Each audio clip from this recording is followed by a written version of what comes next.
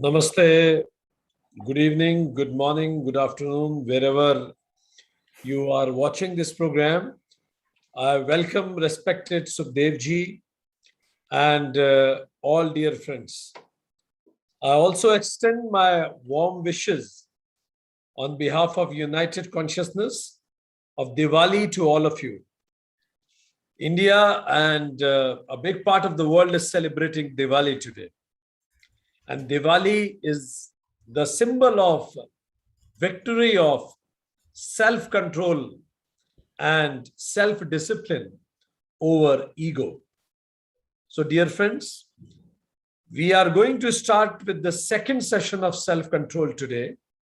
In first session, respected Sukhdevji mentioned about the basic difference between animal and human is ability to control yourself. Success in life needs self-control. It is the message of Gita, Upanishads, and Vedanta also. And if you really want to be happy in life, you need self-control. Even every ethical behavior needs self-control. So for that, we need to know what are the points for me to improve, what are the areas where I need self-control, and then I need to put in practice my determination to self-control. So you also mentioned about a couple of techniques. He said for some people, mere conviction, strong conviction leads to that self-control and they change their behavior, but it is not easy. So you need to go for certain techniques, and some of the techniques he mentioned was a miracle questions. And he mentioned about a miracle question, and he said that utilize the technique of At 3-2-1 now yoga. So with that note, I will again request Sukhdevji to continue with this beautiful journey on self-control. Over to you, Sukhdevji. Namaste, good morning, good afternoon, good evening, and happy Diwali, especially to all the Indian friends and all those who are linked with Indian culture. Many thanks to Dr. Vikranchi for this good summary of my last class, and welcome all for the second class of our 5-week course on self-control, part of Human Happiness series of United Consciousness. Last week I spoke, among others, reasons why it is important to have self-control. Just to repeat it once more, as Dr. Vikranchi just mentioned, success in life, but also for health, for inner contentment and happiness, ethical behavior, and for spiritual aspirants, especially important, God realization, Kaivalya Moksha. That's where we want to go. For all that, you basically need self-control. Last time, I especially spoke about the first verses of Patanjali Yoga Sutra, and I want to show them here. Patanjali Yoga Sutra is basically the main scripture on yoga, and it starts with Atha Yoga Nushasanam. This means now the exposition of yoga, or now the practice of yoga, the treatise on yoga. And this Atha is quite important. And I don't know whether you tried it out or whether you had any experience doing it. Just to repeat, if you want to if one counterpart of self-control is procrastination, and one easy way is you say Atha 3-2-1. Atha means now, or you can also say now Atha Yoga, now yoga. Or when you wake up in the morning, you can say Atha Yoga, now is yoga. Or even when we go to Bhagavad Gita, there are many explanations on yoga. Dr. Vikranchi also has a whole series on the Bhagavad Gita, which I can highly recommend, which is part also taking place parallel. I think it's on Saturday or Sunday. Saturday, and it's much more. So when you have any challenge, you can say Hatha Yoga, because yoga is not just when when you do asanas or pranayama or you meditate, but if there's some challenge, then you can say Hatha Yoga. Now there's the need of yoga. If somebody's nasty to you, you can say Hatha Yoga. If something goes wrong, you can say Hatha Yoga. If you don't have the success that you normally have, Hatha Yoga. Or if you're invited to do something important and you're a little bit scared, you can say Hatha Yoga. So just have to think about, I'm no longer used to teach in English, so I'm used to do Zoom meetings in English, but for more than 10 years, I've not been teaching in English. So I also had to think, it's again a challenge. Some yogic expression I had to use, some translation to get from German to English. So Hatha Yoga, whenever there's a challenge, you can say Hatha Yoga. And if you want to start Hatha, 3, 2, 1. Then what is actually yoga? There are different explanations what yoga is. And I just want to go through what the Bhagavad Gita says what yoga is. Bhagavad Gita has different explanations of yoga in different chapters. Probably 3 of the most known ones are 2nd chapter Bhagavad Gita, 48th verse. Samatvam yoga uchyate. Usually you translate yoga means equanimity, samatva, equanimity. Sama means, or shama means mental quality, mental stillness, but samatva is this state of equanimity. And of course, the state of equanimity doesn't come naturally. For maybe temperament-wise, there's some people who have more that temperament of equanimity, but quite a few actually don't. And then but you're not bound to get angry or get scared and depressed. You can do something to get to a more even mind. And that is called yoga. The practice is yoga, and reaching is also yoga. Samatvam yoga uchyate. Yoga means equanimity. On the 50th verse of the Bhagavad Gita, you find yoga karmasu kaushalam. Yoga means skill in action. When you want to reach a goal, you have to be skillful. And to do this, skillful means yoga.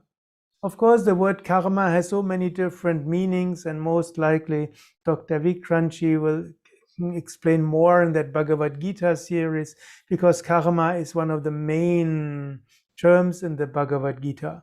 You could say it's karma sukhaushalam, skill in acting to your karmic lessons. Whatever happens, it's skill to achieve what you have to achieve. It's skill how you act. And of course, the Bhagavad Gita defines karma yoga in very wonderful terms. But for our purposes here, yoga also means skill in action. And if you want to have success in anything, you have to be skillful. And what prevents you from being skillful? Again, the opposite of self-control. Some people, they don't have the discipline to continue on what has to be done. Some get angry, and some get hurt and feel they're not, how would you say, they're not treated properly. And quite often, especially non-profit initiatives, don't come to anything because one or the other feels hurt or is not respected sufficiently, and so on. Or the idealists, often they are principle driven. And then if the other person does not act the way they want, then the initiative breaks apart.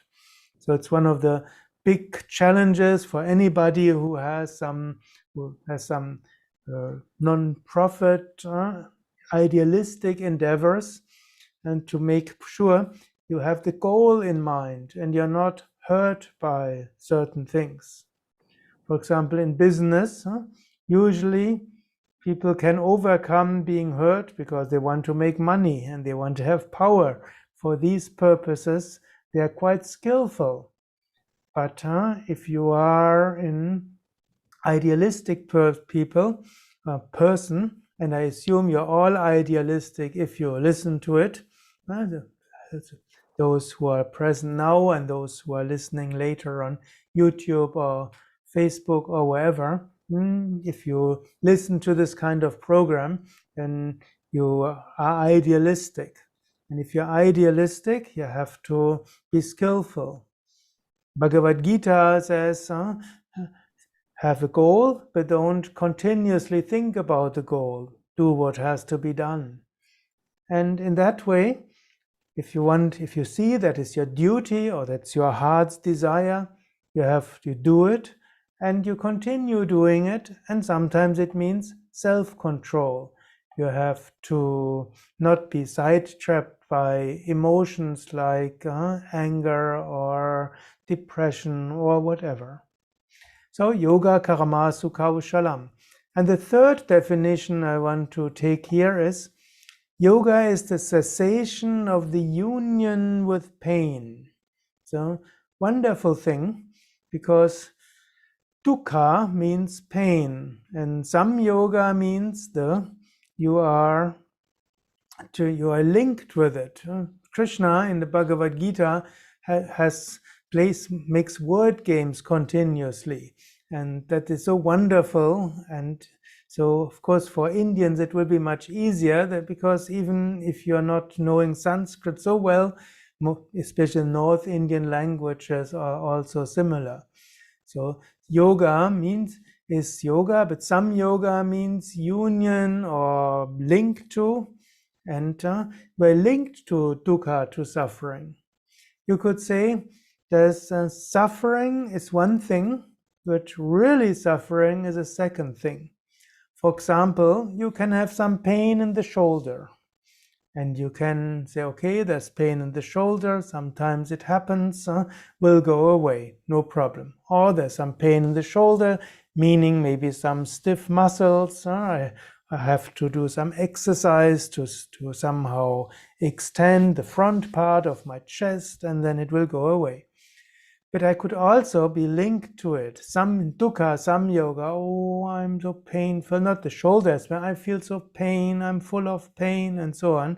And now the shoulder, what will happen? And maybe I have to have surgery and maybe it will go wrong and then I will be dead, or it will be stiff. I can't lift up my hand anymore.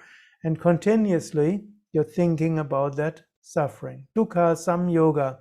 It's also one of the special capacities of human being, that you continuously think about these problems. One of the members of our ashram had a dog, and the dog developed some cancer in the leg, so the leg was amputated. And everybody thought, oh, this poor dog, what will happen to it? Only has 3 legs. And of course, the wound had to heal, but then afterwards the dog was just running around just as happy as before. It didn't seem to matter for the dog that it didn't have 1 leg less. Well, dog fell down from time to time and shook his head a little bit, but he didn't have that dukkha samyoga that human beings often have. When the pain is no longer there, there's no dukkha there. And even if there's pain, it will not be taken too much. And so yoga, samyatam yoga, is known as viyoga, so the separation of the union with pain. So all that, which the way Bhagavad Gita defines yoga, all has to do with self-control. I just wanted to make some connection with Bhagavad Gita, as some of you might also take the course of Dr. Vikranji and Swami Suryananda. And so the different scriptures are linked with each other. So Patanjali says, Yoga's chitta vritti nirodha. Yoga means the stilling of the modifications of the mind. So you could say Patanjali goes right to the source, because then tada drashtu svarupe vasthanam. This means then the seer abides in his own essential nature, meaning we are not our mind, we are not our thoughts, we are not our emotions. And actually, human being will never be happy with whatever we get. We will never be happy. Doesn't matter whether we have a good job, a good wife or husband, we have nice children, we have a nice house, we have enough to eat, we have security. Actually, human being will never be happy. Why? With external things, I mean, he will never be happy. There's some urge in human being. There must be more. You could say, I think Pascal once said, all the problems of human beings come because human being is not capable to stay at home, go a little bit on a walk and be happy. Like a cat or a dog, human being has that urge. And the urge is because in human being, this urge is awakened. I want to know my true nature. Human being is not happy with a little happiness, is not happy with a little power, not happy with a little pleasure. We're looking for, we would say, moksha. This means freedom, kaivalya, liberation, God realization, brahmanyana, self-realization, atmanyana. And how do we get there? By stilling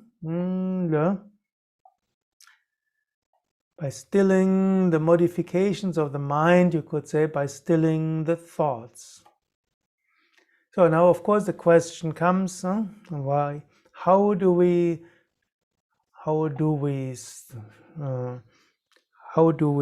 control our mind? Of course, I always like to say again and again why it's good to do it. It's human being. Also, if he wants something, he can achieve it. So, Antoine de Saint-Exupéry once said, if you want to teach somebody how to do sailing, then don't teach him too much about the different type of boats and about the different types of sails and about the different kinds of ways and wind and so on. Just tell him how wonderful it is to sail. Tell him about the greatness of the ocean. Then human being will actually do everything he needs to go sailing.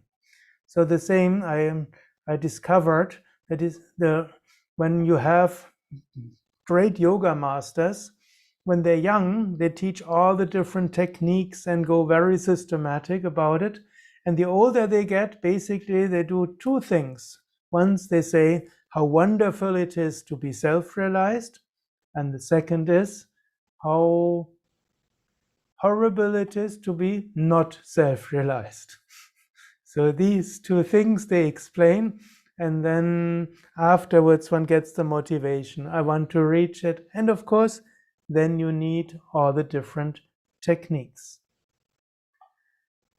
And in order to talk a little bit which techniques you can use and which can be used, I want to use a model using the Antahkarana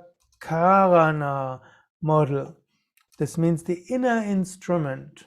And this comes from Vedanta and is based also on Sankhya.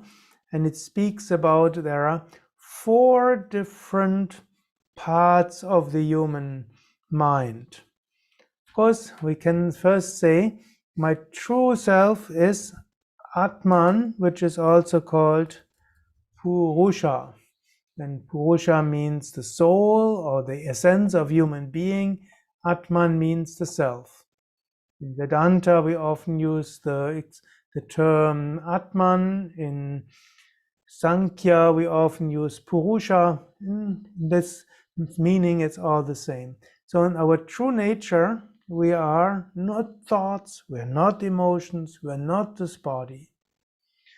And of course, if you're not used to this kind of terminology, I want to say a few words. But of course, if you one little request, if you are able to turn your video on, that would be helpful. So now I just see Dr. Vikranji. So naturally, I assume, as I know he's a very good Vedantin, that everybody I speak to, they know everything about the self and we're not the self and so on. But also there might be some who don't know, have not heard about it too much, and there definitely will be on YouTube those who are not that connected with these terms. So we're not this body. Vedanta says, and Raja Yoga also says, we are the witness. We can witness there is this body. There are thoughts, there are emotions, but I am not the body, I am not the emotions, I am not the thoughts. Sometimes when in a deep meditative state, you can watch quite well your thoughts, or at least you can be aware that thoughts come and go. Of course, in an even deeper meditative states, there are no thoughts. There's just being. That in between you have the ability, you watch your thoughts, you become aware of your thoughts, and you know, I am not these thoughts. In deep meditative states, you can lose body consciousness. You are aware there's this body, and you left your physical body. You might even see your physical body from above or from far away. Or even if you're in the body, you can watch the feelings and emotions of the body. So we are the immortal self. We are what is also called Satchidananda, meaning we are pure consciousness, we are pure being, Sat is pure being, Chit pure consciousness, and we are Ananda, pure joy. And that is our true nature. And then for being in this world, to fulfill our dharma, this means our responsibility, our duty, and to experience our karmic lessons, we have a physical body and we have a mind. The physical body you can call as Antahkarana, external instrument. Karana in this case means instrument. So you have an external instrument and you have an internal instrument. Internal instrument is then called Antahkarana. Karana instrument, and Antar means inner instrument. And when we talk about self-control, it means how can we deal with our inner instrument? Our inner instrument, or let's say before I go to that, when we see, I said we're in this world to experience our karmic lessons, and we're here to do our dharmic duties. If we say we are the immortal self and we have to fulfill, we do that on this planet Earth. Let's suppose you would be put onto a Mars mission, so the planet Mars. If you go there to the Mars mission, you have some, you could say, some mission to fulfill, and you also want to experience something. In order to be able to survive on the Mars, you will need some, you could say, you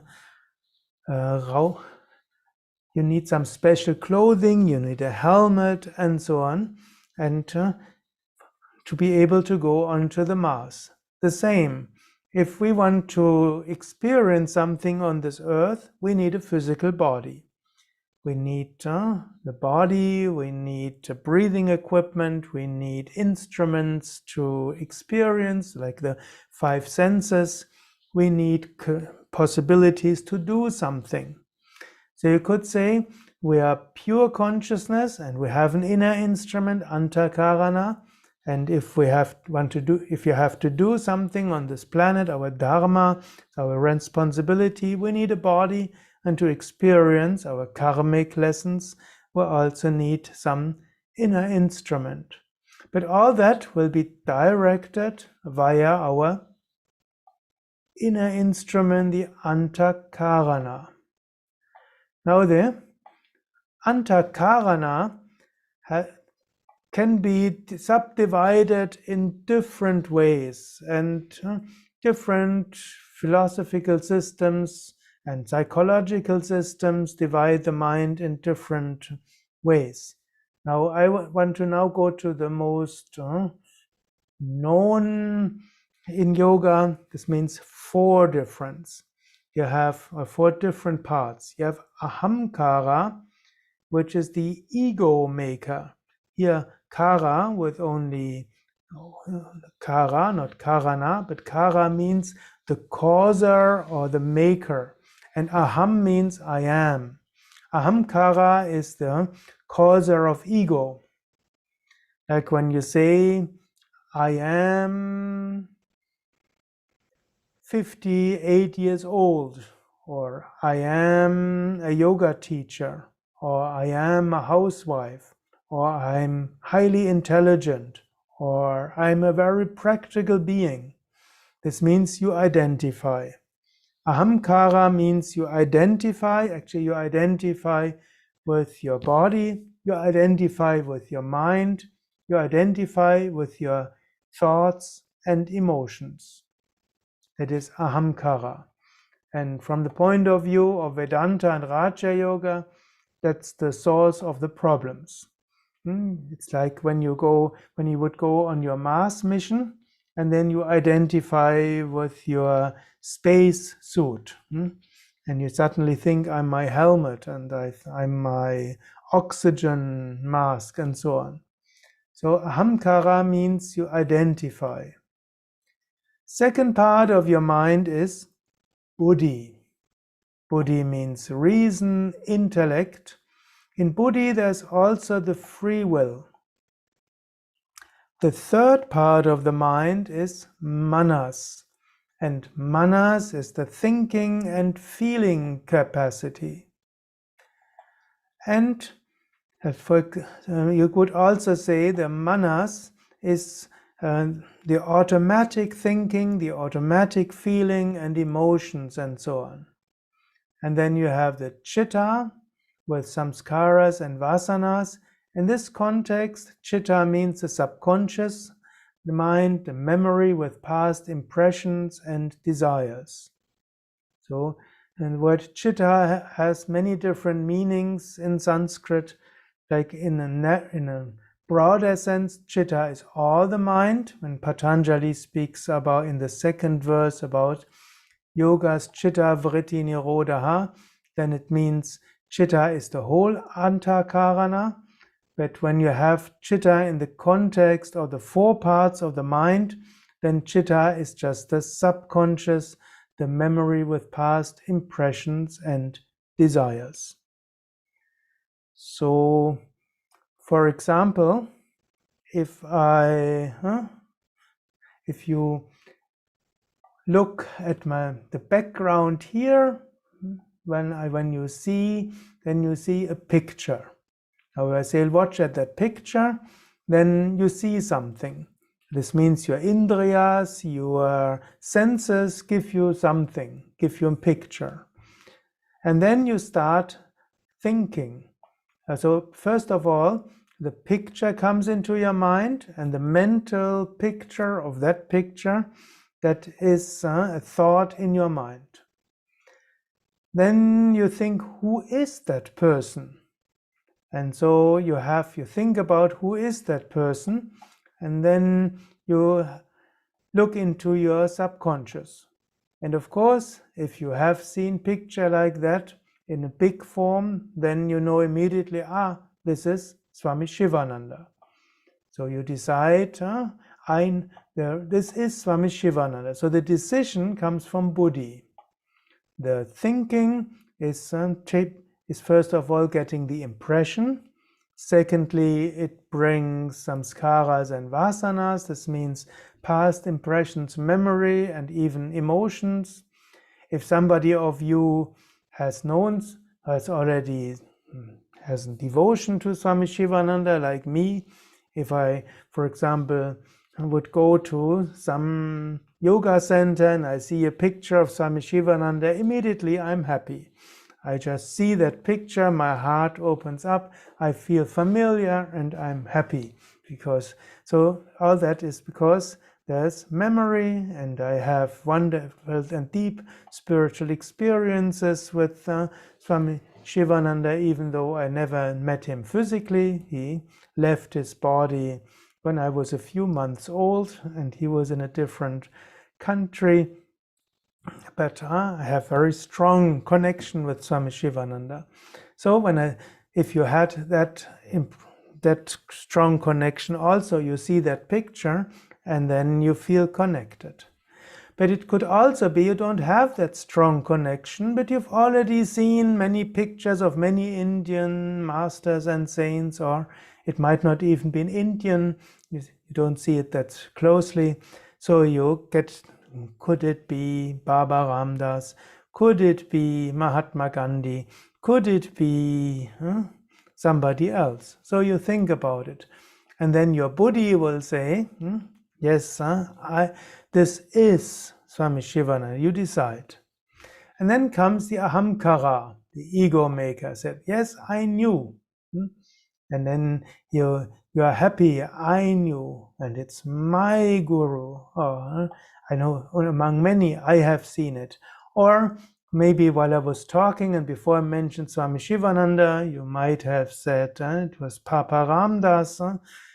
As in a distance, it might be the same. Then you might be very disappointed. Oh, I didn't see it properly. You identify. So now this system of the different parts of the mind, you can also use in self-control. Like, out of all, if you want to increase self-control, you can work on any of these. For example, if you want to use ahamkara for self-control, of course, the best would be you don't identify with anything, and then it is very easy. But there's also other ways how you can have.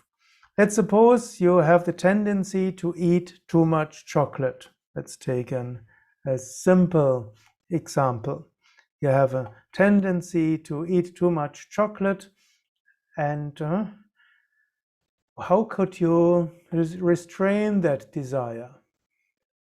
If you talk to yourself, I want chocolate, but I should not eat it, then you identify, I want chocolate. And by identifying with this I,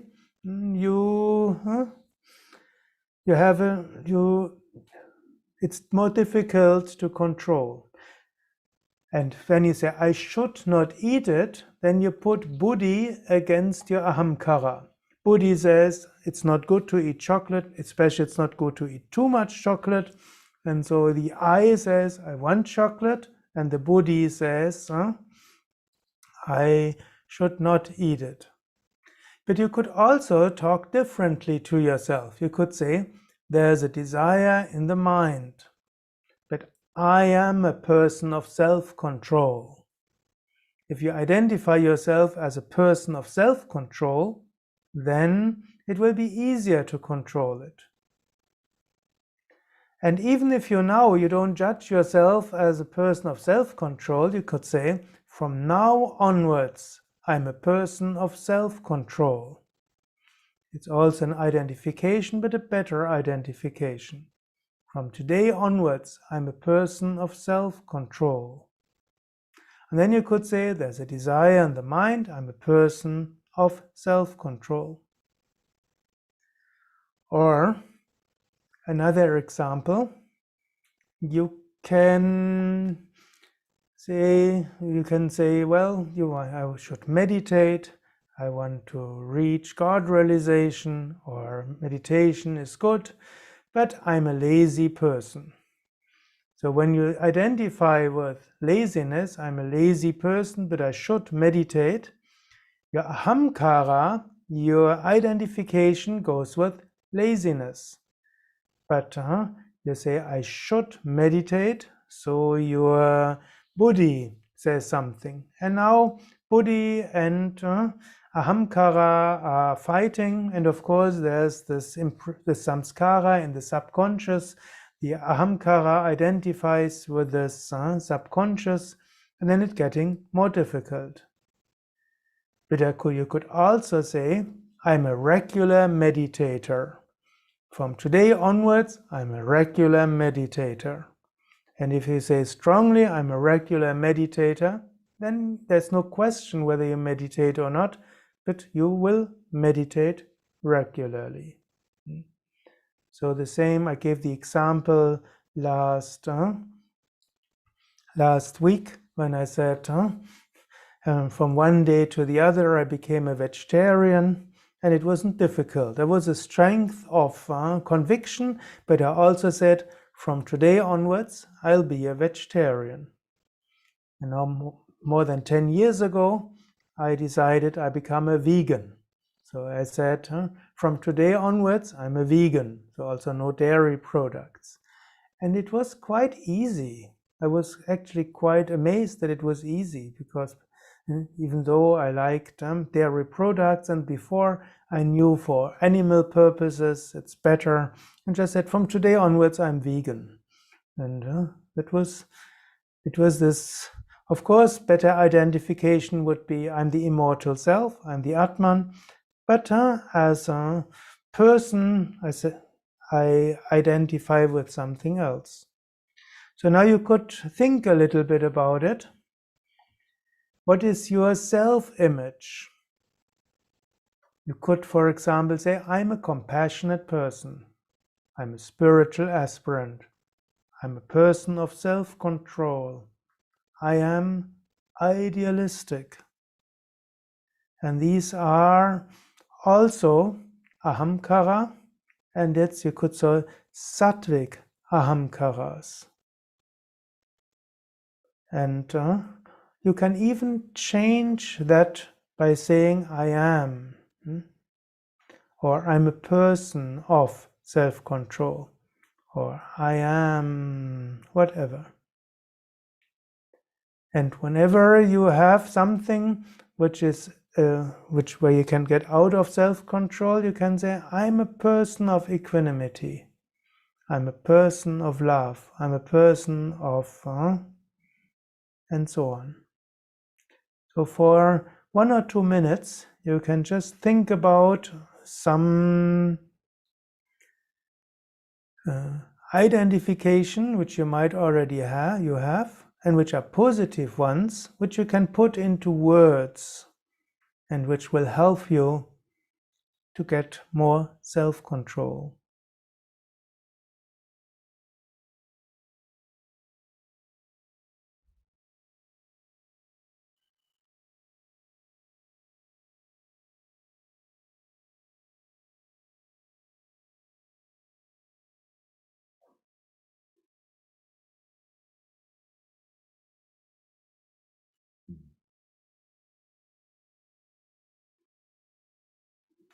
And you can now also think about some areas where you might lack self-control. And then you can think about which kind of identification you could use to counter that. It could even be, let's suppose you have a child which sometimes is, could say, pushing the right buttons to get you angry. You could say, I'm a good father, I'm a good mother.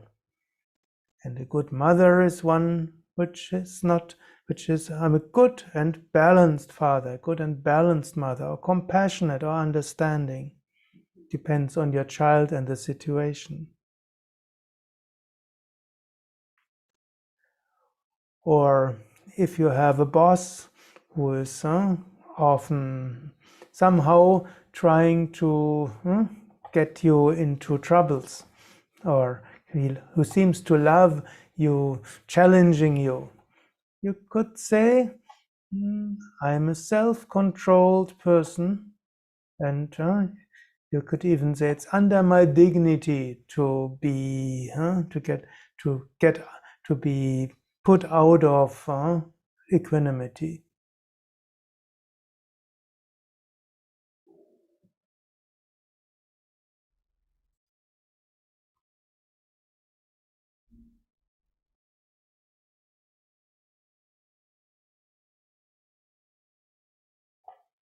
Do you have any question? If not, I'll leave it with this. Again, the four parts of the mind: ahamkara, buddhi, manas, and chitta.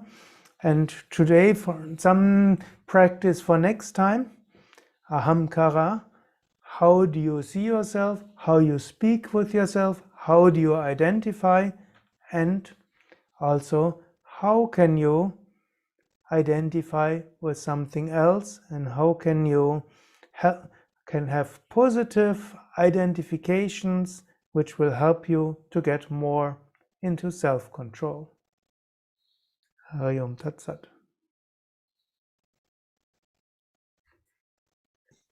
Thank you very much, Sukhdevji.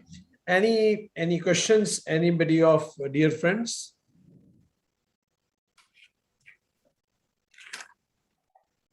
Sukhdevji mentioned about that model of manas, buddhi, chit, and ahankara.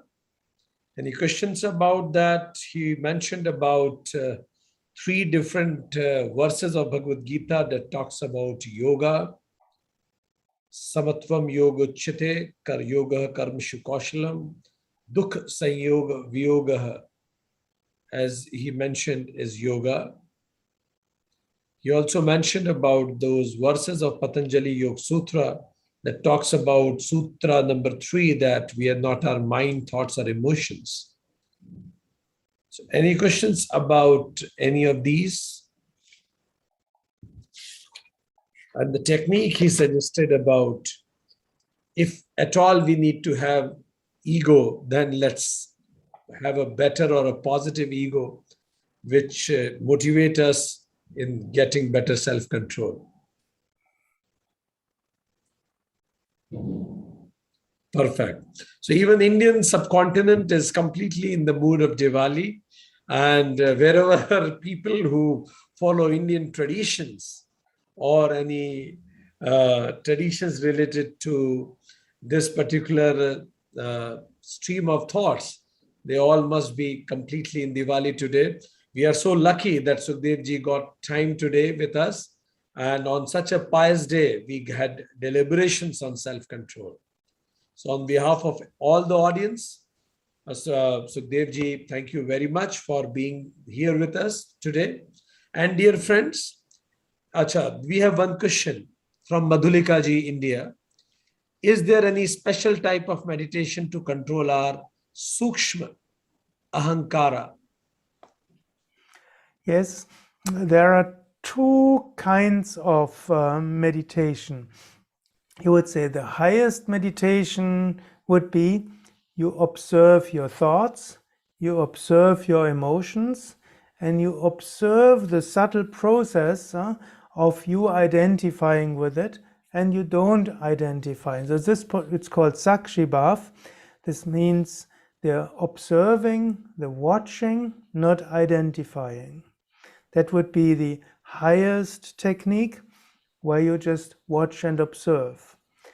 And there is the second one, which is the more relative one, where you identify, you strengthen these higher identifications. So if you get angry easily, then you could have that. You could also say it's an kind of affirmation. You say, from today onwards, I'm a person of self-control. From today onwards, I'm a person of, and so on. Or you could say, I am a compassionate person, therefore I'll behave in this way. So you put some positive identification, some affirmation with which you control your tamasic or rajasic ego, saying, I'm powerless, he's driving me nuts, and so on, and I'm weak, and so on. So you build up a more positive identification, and then it's easier to control. I hope that answers the question, Madhulika ji. Thank you very much, respected Sukhdev ji, for your time. And dear friends, as Europe is going back with their time saver, daylight saving. So in light of that, next week, the class will be 6 to 6:45 p.m. CET instead of 7 to 7:45 p.m. CET. So I repeat, next week, class will be 6 to 6:45 p.m. CET. It means India time, it will be from 10:30 to 11:45 IST. So people who have already registered, they will also get this information through their message or email. So thank you very much, dear friends. Thank you very much, respected Sukhdev ji. Looking forward to listen more from you next week once again. We acknowledge your presence, Sami ji. Thank you. Thank you, Sukadev ji. Thank you, Vikrant ji. Thank you very much. It's nice to see you, Gayatri, Amy ji. And I'll say 3 times Om. The review of the Yoga Sutra is very interesting. Yes. Thank you. Thank you. Thank you very much. See you next. See you. Om. Om. Om.